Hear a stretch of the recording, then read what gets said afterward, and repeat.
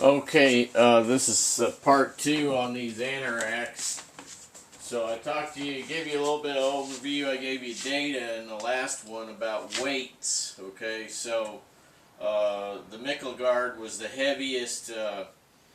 It's at 5 pounds. It also uses a thicker material than it's 25 ounces per square yard.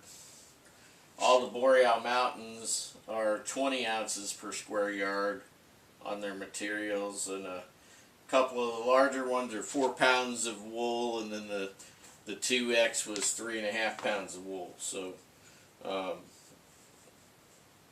can copy all that down, help you make your decisions. Anoraks are not cheap, okay? I just like them. I like them because I just do. I think a lot of people like them because they just do. You know, they just like the way they look, and they give a lot of protection. It's an outerwear garment, guys. An anorak is not designed to keep you super warm by itself. It's not. I think that's a very big misconception that people have about anoraks. Is it's a one and done thing where you put the anorak on and it feels like summertime. No, it's not like that. It's designed to go over your other insulation. Okay, and we talked about layering before. I'm gonna do a video too. Probably I'll do another video too on layering because I had some questions about base layering. Okay, right. We won't get into that now because I know you guys wanted to talk about these anoraks. So I talked about the quote unquote load-in from Boreal Mountain, the shedding issues with it. It's just like pilling like mad when I got it. It still pills. It's not pilling as much.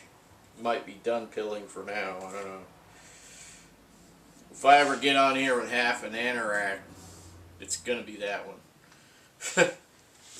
But the other two are super good quality. Haven't had any issues with them. I have worn both of they're not one I know is 96%. I'll have to check on the rough. The rough has got to be a minimum of 95% because that's what they always say, 95% since the beginning. But yeah. So what do I like? I like the rough for just like everyday wear. If I were going to like just do stuff outside, and if I were going on like say an expedition where I had a polk or a toboggan behind me or dog with the sled, I would take two. I would take the Guard and I would take the Voyageur. I would take the Voyageur because I would probably use it to sleep in and as an extra layer if the wind got super terrible, if it were like 40, 50 below, and I wanted an extra layer on top of my Guard, then I would put that on top because I got it huge on purpose. So the 4X Guard is not the same as the 4X Voyageur in Boreal Mountain because Boreal Mountain sizes run larger. Okay, so I'm gonna go ahead and I'm gonna actually pull out the Voyageur here, and you will see what a tent it is. I mean it's big. I mean we're talking.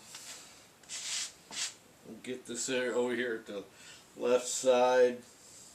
Yeah, I've got like a foot more to the right of my chest, my rib cage, to the other side over here of this garment. So I got this thing super huge, right? I got it super huge so that I could wear it over anything.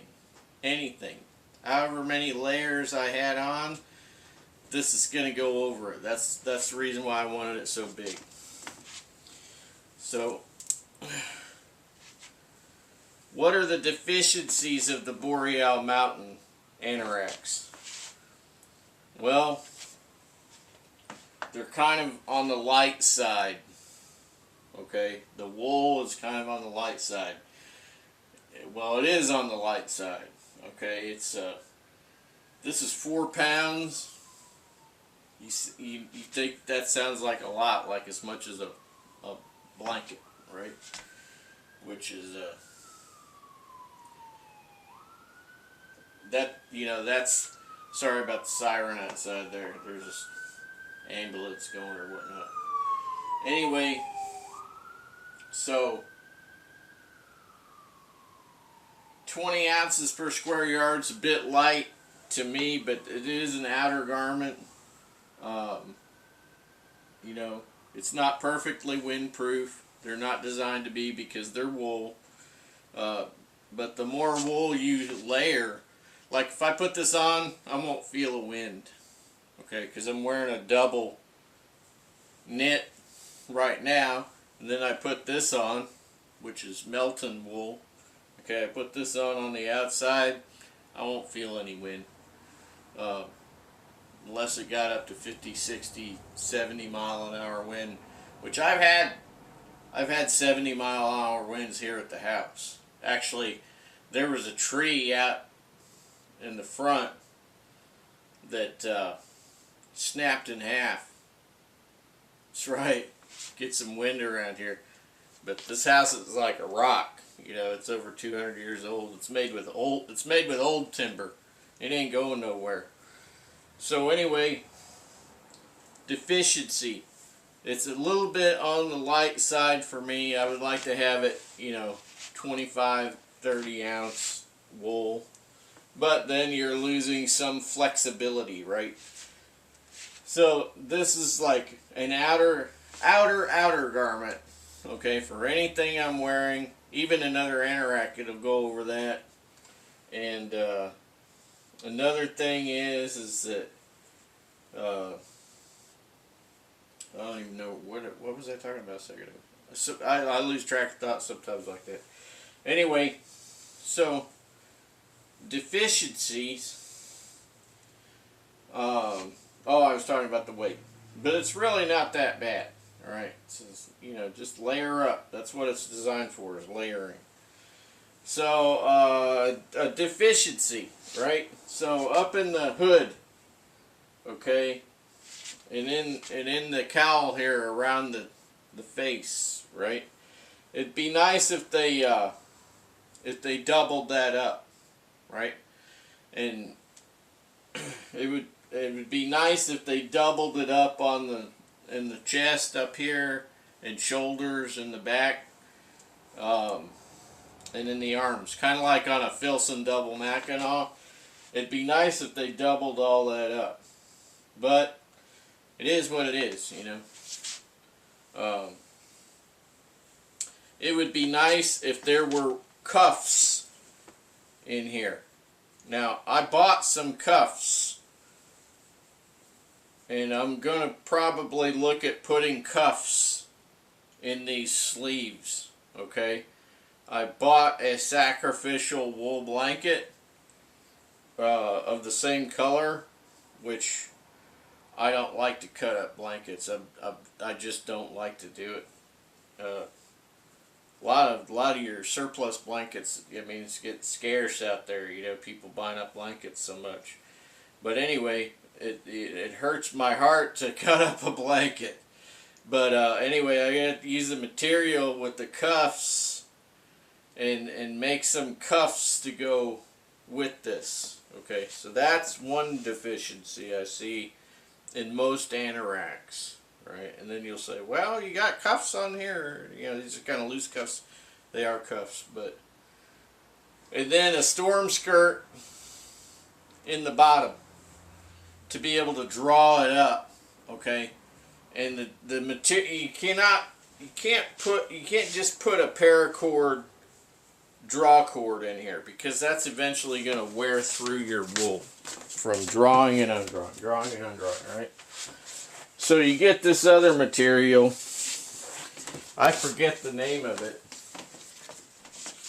I'll get the name of it for you so that you can buy some.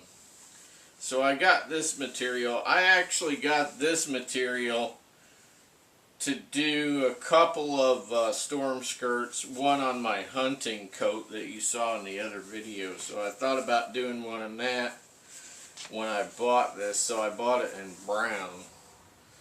May get some more in this gray and do one there. But this, you make the storm skirt out of this, and then you sew this to the anorak wool. And then you put the draw cord in this. Okay, so this takes the beating, right? So this is not waterproof, but it is highly water resistant, and it's windproof, but it's not waterproof. Okay, because we don't want anything that's waterproof, right? We want it highly water resistant, because we're using the properties of our garments, our wool, to mitigate perspiration and wetness and all that stuff too, because you know it does it automatically. It's like an autopilot, right? So anyway, now these don't have any kind of zips or anything in the sides, so it makes it very easy to do something like this, right? And now we'll go on to the Mikla guard here.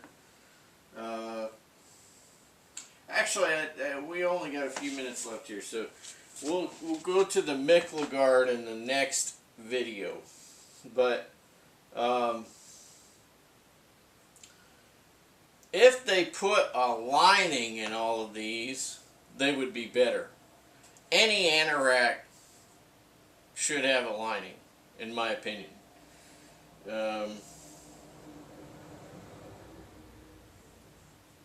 What that lining is, you know, we talked about wool coats before. In the old wool coats, they used to use silk. They use silk because silk is warm. When you buy any kind of a cashmere garment, cashmere is partially silk.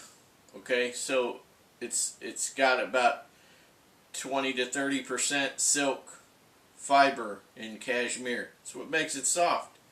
So it's nice against the skin, moves easily over other wool, okay? So that's what they used to use in the old Pendleton and stuff back a long time ago. When they would make men's and women's coats out of that, you know, super heavy wool from ages past, they lined them with silk. And if you go to a second-hand thrift store and you find one of those old coats, I guarantee if it's a good quality product, it's a Pendleton or something like that, and you open it up, could be silk lining in there. Alright. Okay, we'll come back. We'll talk a little bit more about the anoraks and other materials and stuff. See you there.